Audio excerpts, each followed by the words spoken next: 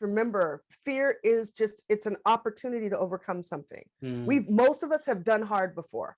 Yeah. Like we have overcome stuff that we couldn't even believe we lived through. And we're still here. And just because we haven't thought of the solution does not mean it doesn't exist. And then the other thing fear really does is it stops us from focusing.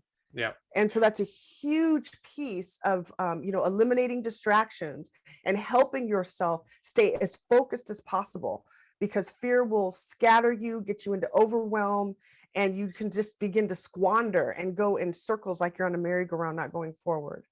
Yeah.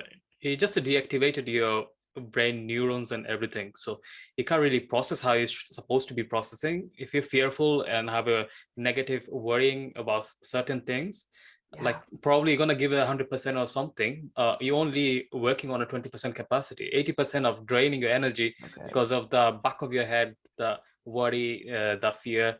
And also, like you mentioned on the podcast as well, fear of success. So not many people talks about that, fear of success. How does it actually impact us in moving forward with our life or achieving bigger goals? Well, one of the huge keys as entrepreneurs, is you've got to have a vision. Yeah.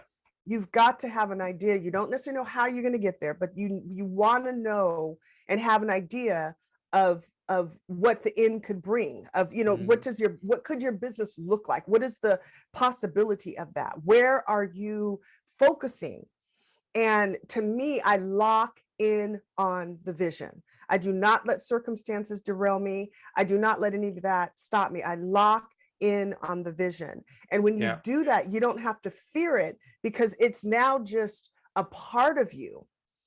And I'm sometimes shocked, especially more micro entrepreneurs, how they don't have a vision. They're just trying to survive their business, make sure their family can eat, those type of things. But it gets you out of survival mode when you're like, okay, I have a fear of success. Well, you need to look at that and what's really going on. And it typically is I have a fear of responsibility of if I really have to grow my business, now I'm responsible for people's livelihoods, or whatever it is. What is really going on? And then paint the picture. And then we have to shift how we emotionally attach to it, which will shift our brain pathways and all of that. So if there is fear of the big vision that you have, then you've got to reground that. Well, what would it feel like? And I really spend time doing this in my quiet time. What would it feel like for this to happen? Right. What would it feel like? And if it's a positive association, we're going to lean into it. If it's a negative one, we are going to resist it every time.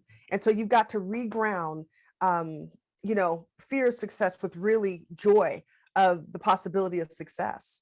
Yeah. And you've got to see it. I mean, that you've got to have that vision in front of you and able to access it, because the world is crazy and it's looking crazier every day. What I mean? So you've got to have your focus and be able to dispel other people's naysaying, their words, their doubts. It just becomes irrelevant the more you focus on the vision.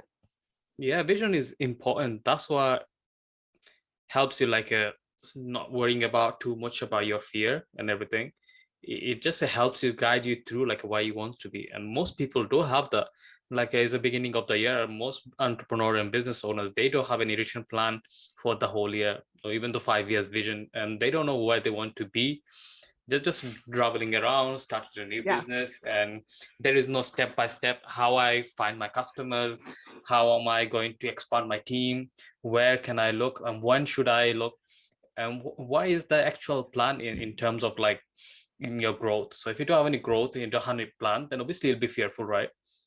Absolutely, you will. And that's where that unknown sneaks in, because you haven't casted that vision. You haven't even forecasted. I'll talk to entrepreneurs that sometimes are in fear, well, I can't forecast because I don't know what it's going to look like. You have to have an intention. You have to have a roadmap. I mean, otherwise you end up anywhere. And so that the more you plan, I have that written down, to focus in, you've got to have that plan. You've got to not just say, oh, this is how much I want to make this year. How are you going to do that?